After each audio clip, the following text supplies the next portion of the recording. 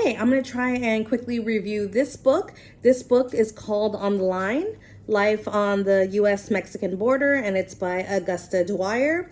This book I found at a bargain bin while I was in DC, so I think it's from the 90s. It's kind of old, but this book is so good because I'm from California. I'm Mexican American, and sometimes for fun, my family and I would drive from California to Mexico to just get like fish tacos, right, from Ensenada.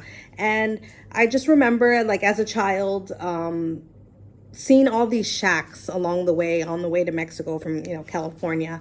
And I always wondered what it was like for these people to be living in these shacks, right? Like, how do they take a bath? How do they cook? How do they get water? Like, how do they don't have electricity. Like, it's so weird. But, I was just a child, and that's as far as my brain took it. I had questions, but never really sought the answers. And this book basically explains that. So that's why I love this book. And it basically talks about how U.S. companies will sometimes take advantage of other countries who don't necessarily have the proper laws put in place to keep workers safe. One of those laws is basically, the minimum wage law, right? Mexico doesn't have a minimum wage law. So they can pay these workers, or the U.S. companies can pay these Mexican workers pennies for very, very dangerous work. On the Line basically opens up with the story of one of the workers who's a woman. She's pregnant and she's having complications with her pregnancy. And she's like, hey, can I, go to the hospital? There's something wrong with me and my baby. And, the supervisor is like, no, not under any circumstances are you ever allowed to leave the factory floor. Go see the nurse. The nurse gives her an aspirin. She's in so much pain. She knows something's wrong. So you could just imagine how much pain she's in, and all she gets is an aspirin. And she's told to go back to work. Like hours later, she's finally allowed to go to the hospital to get, the medical treatment that she needs. And of course she loses the baby.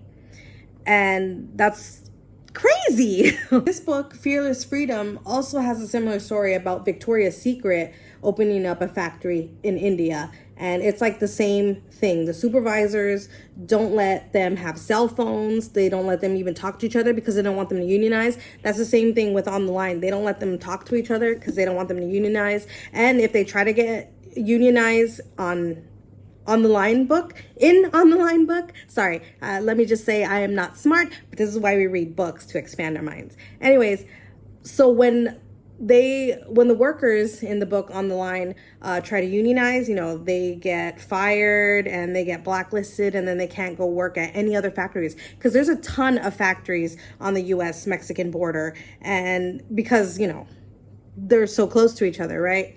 But people are trying to unionize because the working conditions are so terrible. Like U.S. companies don't want to pay for like protective equipment.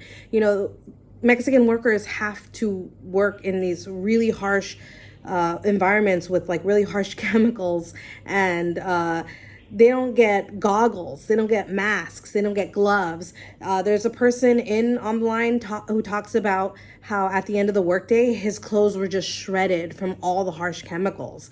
And they are punished if they try to unionize because they want to be respected. They want to be paid well. They don't want to live in shacks. And it's just so crazy that these U.S. companies are essentially destroying towns, people. I don't want to get super ranty, but please, I highly recommend this book called On the Line. I mean, again, it's from the 90s, but shit like this is still happening because this book talks about it happening in India. U.S. companies are going to take advantage of other countries and destroy towns and people. And for what? For money, really. So yeah, go out, read these books, get them, read them. I highly recommend. Okay, bye.